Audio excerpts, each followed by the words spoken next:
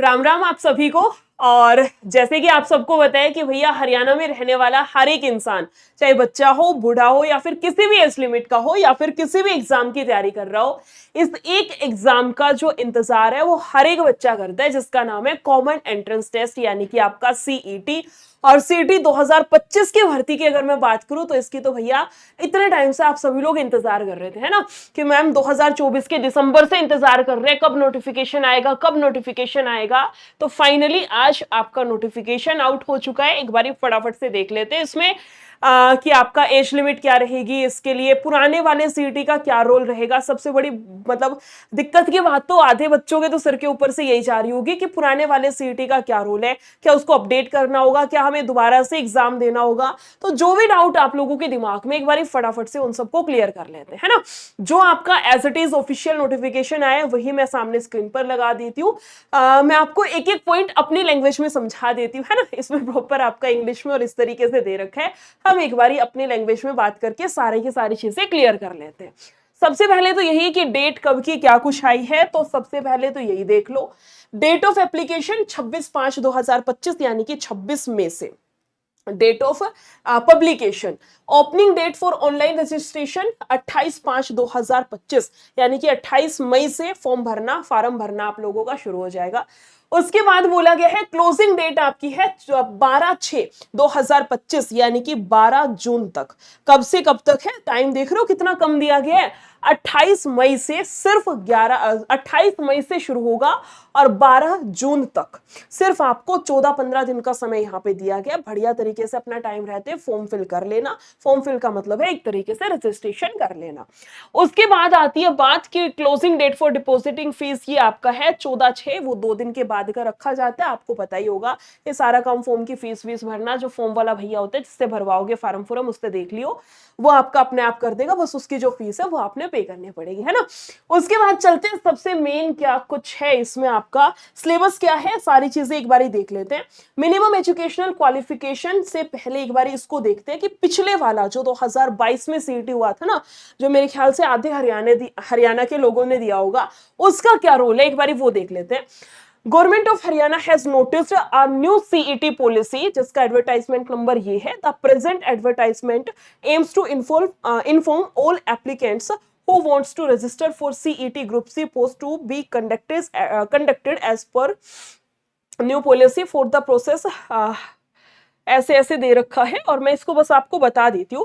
बोला all the applicants needs to provide all required particular and documents on a portal, जो आपका नाम दे रखा है पोर्टल का आप सभी को पता है, वन टाइम रजिस्ट्रेशन regn.haryana.gov.in है। Candidates who had appeared in or registered for the CET 2025 held on this तारीख will have to use same CET registration number for 2022. A new applicant shall be allocated a new registration number। अच्छा देखो मैं आपको detail में बता देती हूँ। इतनी सी बात है कि जिसने नया सीईटी देना है, जिसने अब की बारी दोबारा से सीईटी देना है, 2025 का देंगे भैया बढ़िया नंबर से, बढ़िया भैया जैसे आपको पता है एचटेट होता है ना, कि हर हम नया देंगे कि और अच्छा मार्क्स आएगा और अच्छा स्कोर करेंगे उसके बिहाफ पर, सेम आपका है। अगर किसी का ये है मुझे 2022 वाला ही सीईटी अपना देना है, वही मेरा मान्य रहेगा, तो उसका रजिस्ट्रेशन नंबर सारी चीजें आपकी सेम रहेगी। अगर किसी के ये है मुझे अब की बारी दोबारा से सीईटी देना है, पिछली बारी अच्छे नंबर नहीं आए या कोई भी दिक्कत आपको लगी हो, अब की बारी दोबारा से देना है, जो कि मेरे ख्याल से हर एक बच्चा देगा और देना भी चाहिए, आपके लिए नया यहां से रजिस्ट्रेशन नंबर दोबारा से आपको सेम प्रोसेस इसमें करना पड़ेगा। उसके बाद बात आती है एज की। अगर एज की बात की जाए तो इसमें देखो सबसे पहले देख लेते हैं क्वालिफिकेशन क्या है। 12वीं पास होनी चाहिए, 12वीं पास आपके पास में होना चाहिए। अगर सीईटी इसके दौरान भी 12वीं पास हो जाती है तो भी बहुत अच्छी बात है, आपकी एप्लीकेबल होगी, मान्य होगी।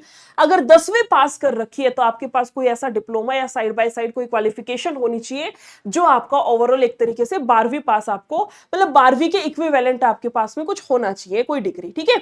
उसके बाद आगे चलते हैं। बोला है पैटर्न ऑफ एग्जामिनेशन, आप सबको पता है total number of question 100 question आएंगे मल्टीपल चॉइस के, यानी कि अपने गोला भरने वाले 100 क्वेश्चन आपको देखने को मिलेंगे। उसके बाद है टोटल मार्क्स 100 ही नंबर का आपका पेपर रहेगा और टाइम है 1 घंटा 45 मिनट, यानी कि पौने 2 घंटे का टाइम इसमें आपका रहेगा। उसके बाद बात करते हैं, ये आप सबको पता है क्वालिफाइड होता है, इसमें कोई ये नहीं है कि इतने मार्क्स लाने इतने मार्क्स लाने हैं। सीटी आपका क्वालिफाइड नेचर का होता है। क्वालिफाइड कितने पर होगा? अगर आप जनरल कैटेगरी से हैं तो 50%, 100 मार्क्स का पेपर है, 50% यानी कि 50 या 50 से ऊपर नंबर आ गए जनरल कैटेगरी से तो सीटी आपका क्वालिफाइड रहेगा। और अगर आप रिजर्व्ड कैटेगरी से हैं तो आपको केवल इसका 40% लाना पड़ेगा। 40%, 50% इतना तो ला ही सकते हैं, है ना। आगे चलते हैं, जिसमें बोला गया है एग्जाम सेंटर, ये आपको उसी टाइम एडमिट कार्ड में पता चलेगा। एज लिमिट 18 से 42 आपकी रखी गई है। बाकी आपने बेरा है जो आपका इसमें जो रिलैक्सेशन और जो भी रहता है ओबीसी और इसका वो सेम रहेगा। इसके बाद आगे चलते हैं, आगे में क्या कुछ दिया गया भैया, मेन चीजें बता देती हूँ, बाकी ये पूरा मैं टेलीग्राम पे डाल दूंगी, ठीक है। एप्लीकेशन फी वही सेम बात है। अगर आपका पुराना वाला आपको लगता है मैं अपने पुराने वाले से ही चलाऊंगा काम, मुझे नया सीटी नहीं देना, तो आपकी कोई फीस नहीं लगेगी। नया दे रहे हो तो आपकी यहाँ पर रजिस्ट्रेशन फीस भी दोबारा से लगेगी। आगे चलते हैं, क्या क्या डॉक्यूमेंट्स लगेंगे। जैसे जनरल कैटेगरी का बता देती हूँ, हर कैटेगरी वाइज अलग अलग दे रखा है। बेसिक चीजें तो वही रहेंगी, आधार कार्ड की कॉपी और वो सारा सब कुछ सेम। मान लो कोई एक सर्विसमैन से अप्लाई कर रहा है तो उसका एक सर्टिफिकेट एक्स्ट्रा लगेगा। तो कैटेगरी वाइज अलग अलग दे रखा है। मैं जनरल का बता देती हूँ। Scanned copy of minimum educational qualifications, जो भी आपने क्वालिफिकेशन कर रखी, कोई 12वीं पास है, किसने 15 यानी कि आपकी ग्रेजुएशन कर रखी है, पोस्ट ग्रेजुएशन जितनी भी आपने पढ़ाई कर रखी है सारी की सारी यहाँ पे लगानी पड़ेगी। स्कैन्ड फोटोग्राफ ऑफ कैंडिडेट, खुद की फोटो लगानी पड़ेगी, अपडेटेड लगाना, ये ना पिछले जमाने की लगा रहे हो, है ना, वो सीन मत रखना, अभी की अपडेटेड लगा देना। Scanned signature of the candidate, आपके जो सिग्नेचर वाली चीज रहती है वो रहेगी। Scanned copy of Aadhaar card की रहेगी। इसके अलावा है परिवार पहचान पत्र, जो कि आप सबको पता है हरियाणा में कितना इंपॉर्टेंट हो रखा है, परिवार पहचान पत्र, उसकी कॉपी यहां लगानी पड़ेगी। उसके बाद क्या दिया है, हाँ ये सारी चीजें किसकी रहेंगी, जनरल कैटेगरी, अपनी कैटेगरी के अनुसार देख लेना भैया, जिसका जो रिजर्वेशन बनता है कुछ भी बनता है साथ के साथ वो सारा सबका दे रखा है। मैं इसको शेयर कर दूंगी, मेरे टेलीग्राम पर जुड़ जाना, ठीक है। इसके अलावा है in case of an examination is conducted more than one shift, commission में अडॉप्ट द नॉर्मलाइजेशन मेथड, आपने बेरा है नॉर्मलाइजेशन मेथड होगा अगर एक से ज्यादा शिफ्ट में पेपर होगा तो, और एक से ज्यादा शिफ्ट में मान के चलो होगा ही जब इतने सारे लोग फॉर्म के लिए अप्लाई करेंगे तो, है ना। उसके बाद क्या है, ओएमआर शीट का आपका रहेगा। आप सबने बेरा 3 ओएमआर की कॉपी आपकी बनती है, एक ओरिजिनल हो गया, एक कॉपी वे खुद रख लिया करे और एक कॉपी आपने दे दिया करे, ताकि जब आपके आंसर की आए तो आप लोग उसको मिला सके। उसके बाद तीसरा क्या दिया है, OMR answer sheet of the candidate is done through computer software. ये आपने बेरा है ओएमआर शीट का केस क्या कुछ है, 4 गोले भर के और जो भी आपका रहेगा प्रॉपर आपका ऑफलाइन बेसिस पर पेपर दिया जाएगा, सारी चीजें आपकी वही है। इसके अलावा कुछ इंपॉर्टेंट वही सारी चीजें हैं। एग्जाम सेंटर पर जाओगे तो ये सारी चीजें आपकी बैन है, ब्लूटूथ और ये सब ना ले जा सके, ये सारी चीजें वही है। बाद में पेपर होगा उस टाइम पे बता दूंगी दोबारा से एक वीडियो बना करके। अभी के लिए इतना ही रखते हैं। वीडियो कैसी लगी है बताइएगा जरूर, और लाइक कर देना अच्छी लगी हो तो, और भैया अपने सारे दोस्तों के साथ शेयर भी कर देना।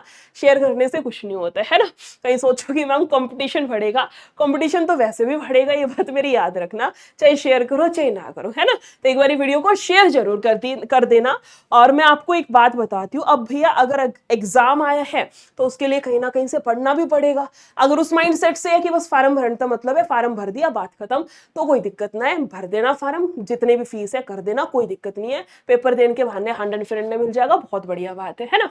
लेकिन अगर ये माइंडसेट है कि मैम एग्जाम क्लियर करना है, क्रैक करना है, उस पॉइंट से फॉर्म भरा गया है, तो भैया प्रॉपर तरीके से पढ़ना पड़ेगा। आपको पता है कितनी लाखों संख्याओं में आपके फॉर्म सबमिट होंगे, कितनी सेलेक्टेड सीट निकलती है।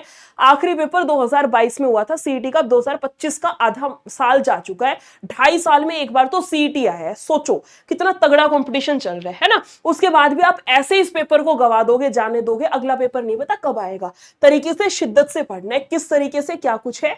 हरियाणा सीईटी का आपका एक बैच है, कौन से वाला बैच है मैं बता देती हूँ। कुछ नहीं करना, आप अपने फोन में लैपटॉप में जहां भी है सर्च बार में जाइएगा, टेक्स्ट बुक लिख देना, सबसे पहली साइट आएगी यही अपनी। सर्च बार में जाना, यहां जाके जैसे मान लो हरियाणा सीईटी है, HARYANA, उसके बाद लिखना CET, है ना, और ये सर्च बार में डाल देना। जैसे ही सर्च बार में डालोगे ये इस तरीके से दिखा देगा आपको।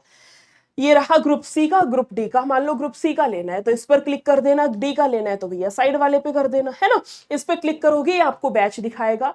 वैसे बैच का प्राइस ये दिखाएगा 500 दिखाएगा आपको, लेकिन अप्लाई कूपन पर जाना और यहाँ जाके मैं आपको अपना कूपन कोड दे रही हूँ। मेरा कूपन कोड है जो होता है ना एम्प्लॉय कूपन कोड, उस तरीके से मैं अपना शेयर कर रही हूँ आपके साथ में, इसका यूज कर लेना, डिस्काउंट मिल जाएगा। NISHA, उसके बाद लिखना 22, निशा 22 लिख के इसने अप्लाई कर दियो और लास्ट में आपका 499 में ये हो जाएगा। इस तरीके से बैच में एनरोल कर लेना जितना जल्दी हो सकता है, बहुत जल्दी आपके इसमें क्लासेस भी स्टार्ट होने वाली। ठीक है, चलो फिर बाय बाय।